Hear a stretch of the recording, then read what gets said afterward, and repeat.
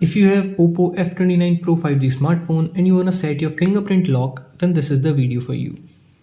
Open your settings, scroll down and then select security and privacy. Select device unlock and then select fingerprint and face unlock. Select fingerprint, click on agree and then click on next. Now if you have screen lock, then you can skip this part, otherwise select numeric, alphanumeric or pattern. Here I'm selecting pattern, wait for 5 seconds and then click on continue. Draw your pattern and then confirm your pattern. Click on add now and then place your finger or thumb, whatever you want, on the sensor like this. Keep on tapping on the sensor until it completely captures your finger. Scan the edges or different parts of your thumb.